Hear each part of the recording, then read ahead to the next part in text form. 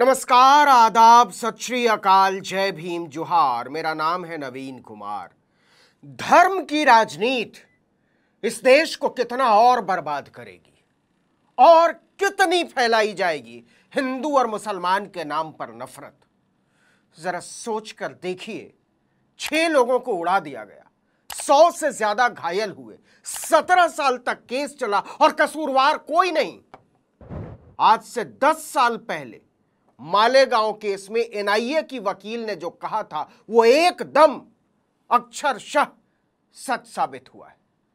आपको याद दिला दें कि Rohini Salian Malegaon bomb blast case में शुरू से ही विशेष सरकारी वकील थी। वो बहुत ही तन्मयता के साथ राष्ट्रीय जांच एजेंसी यानी एनआईए के लिए काम कर रही थी। वो चाहती थी कि आतंकवाद की इस बर्बर घटना के सभी आरोपियों को सजा मिले, लेकिन 2015 में उन्होंने अचानक अपने आप को इस केस से अलग कर लिया था। उन्होंने नाम लेकर आरोप लगाया था कि एनआईए के एक अधिकारी सुहास वारके उनसे इस मामले में आरोपी साध्वी प्रज्ञा सिंह ठाकुर और कर्नल पुरोहित समेत दूसरों के खिलाफ नरम रुख अपनाने का दबाव बना रहे। उन्होंने कहा था इस केस को जानबूझकर कमजोर किया जा रहा है, सबको छोड़ने की योजना बनाई जा रही है, लिहाजा इस केस के साथ एक वकील के तौर पर काम करना संभव नहीं है, जहां जांच एजेंसी खुद ही चाहती हो कि आरोपियों को सजा न हो, और वही हुआ। रोहिणी सालियान के केस से अलग होते ही एनआईए ने कोर्ट में लिख कर दे दिया कि साध्वी प्रज्ञा सिंह ठाकुर पर लगाए गए आरोप झूठे हैं। अगर साध्वी प्रज्ञा ठाकुर की मोटरसाइकिल पर ही वो बॉम्ब रखा गया RDX मिलिट्री ग्रेड, और एनआईए ने कहा कि उनके पास नहीं था, वो 2 लोगों के पास था, रामजी कलसांगरे जो अभी तक गायब हैं, तो फिर ये हमको समझ में नहीं आ रहा। फिर मुंबई में जो ब्लास्ट हुआ था 1991 में, उसमें भी एक महिला के नाम पर एक वो गाड़ी थी, क्या बोलते हैं आपकी, मारुति वैन थी, जिसको ना चलाने आता था, उसको आपने कन्विक्शन दे दिया। जरा सोचिए, एक एजेंसी जिसने 6 साल तक खुद सबूत जुटाए हों, वो केस चलने के 6ठे साल में जाकर अपने आप कह देती है कि मिलॉर्ड, हमारी पुरानी दलीलों और सबूतों पर भरोसा मत कीजिए, वो गलत है, आरोपी को छोड़ दीजिए, हमको कोई दिक्कत नहीं है। और इसी आधार पर प्रज्ञा ठाकुर 2017 में छूट गई। अब तो खैर सारे ही छूट गए। एनआईए के लिए यह चुल्लू भर पानी में डूब मरने वाली बात है कि मालेगांव धमाके की जांच में एक भी गुनहगार को सजा नहीं दिला सका। अब भाजपा कह रही है कि यह जश्न मनाने का मौका है, देश की न्याय व्यवस्था की जीत हुई है, कांग्रेस को माफी मांगनी चाहिए, वगैरह वगैरह। लेकिन आप भी बताइए, न्याय की जीत हुई है या न्याय की हार हुई है, न्याय की मौत हुई है?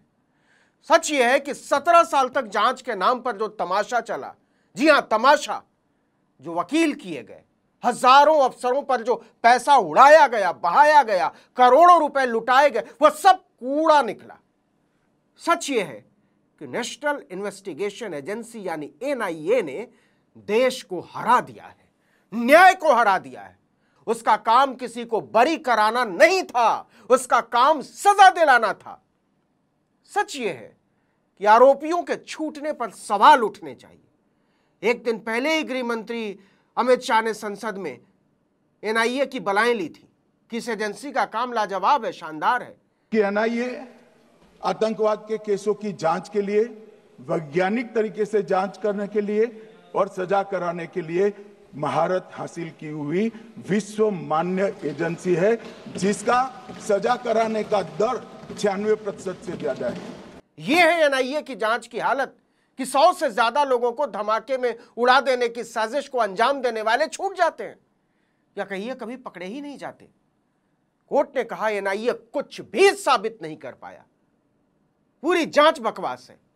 तो क्यों नहीं कर पाया, इसको भी समझना होगा। और इसको समझने के लिए जो लोग मारे गए उनके नामों पर गौर करना होगा। सैयद अजहर उम्र 19 साल, मुश्ताक शेख उम्र 24 साल, शेख रफीक मुस्तफ़ा उम्र 42 साल, फरहीन उम्र 20 साल, इरफान जियाउल्लाह खान उम्र 20 साल और हारून मोहम्मद उम्र 70 साल। अब जरा प्रमुख आरोपियों के नाम सुनिए। भाजपा की पूर्व सांसद Sadhvi Pragya Singh Thakur, retired colonel Prasad Purohit, retired major Ramesh Upadhyay, Ajay राहेरकर, Sudhakar धर द्विवेदी उर्फ शंकराचार्य, सुधाकर चतुर्वेदी। 29 सितंबर 2008 की रात 9:30 बजे मालेगांव के शकील गुड्स ट्रांसपोर्ट कंपनी के सामने चौक में एक LML फ्रीडम बाइक में रखे टिफिन में विस्फोट होता है और देखते ही देखते चारों तरफ लोगों के चिथड़े उड़ने लगते हैं।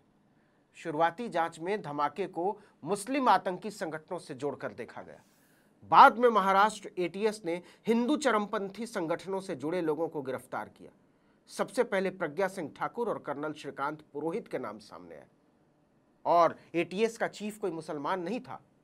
तत्कालीन ATS चीफ हेमंत करकरे ने गहन जांच की और प्रज्ञा और श्रीकांत पुरोहित के खिलाफ सबूत जुटाए, लेकिन 26/11 मुंबई हमले के दौरान हेमंत करकरे शहीद हो गए और जांच पटरी से उतरती चली गई। 2011 में केंद्र सरकार ने इसकी जांच महाराष्ट्र ATS से लेकर NIA को सौंपी। NIA की जांच के दौरान गवाहों के बयान बदलने का सिलसिला शुरू हुआ तो सबकी रिहाई के रास्ते खुलते चले गए। 2016 में तो NIA ने कोर्ट में खुद जाकर बोल दिया कि हमारे पास प्रज्ञा सिंह ठाकुर के खिलाफ कोई सबूत ही नहीं।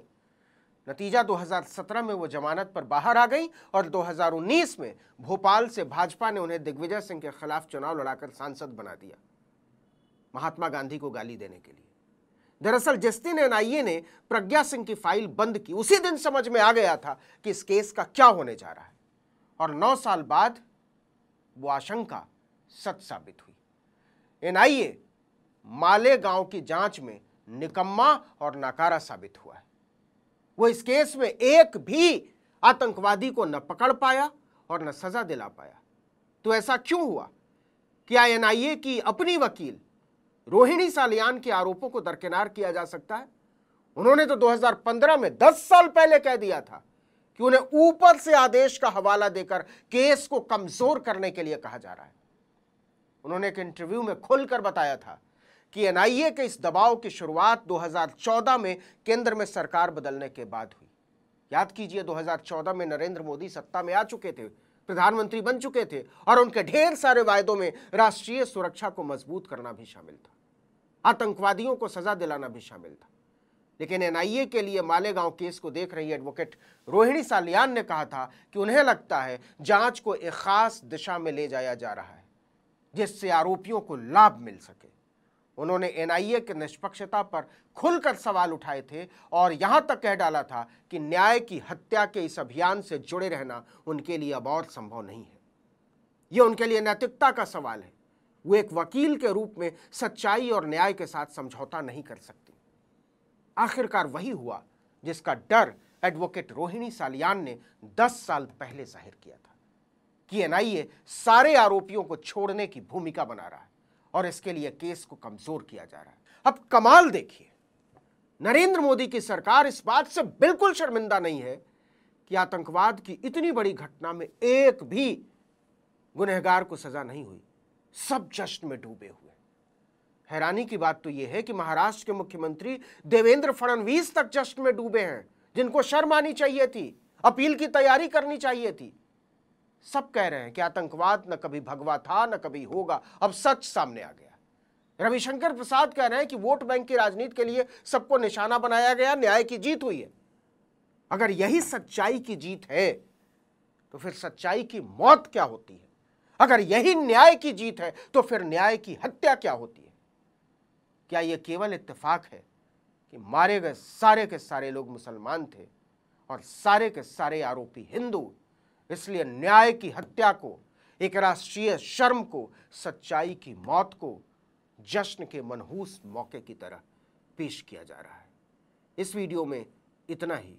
आर्टिकल 19 इंडिया को अगर आपने अब तक सब्सक्राइब नहीं किया है तो फौरन कर डालिए, बेल आइकॉन दबाइए, घंटी जैसी आकृति लाइक कीजिए और कमेंट करके बताइए हमारा वीडियो आपको कैसा लगा। हमारा ट्विटर हैंडल है article19_India और मेरा ट्विटर हैंडल है नवीन जर्नलिस्ट। नमस्कार।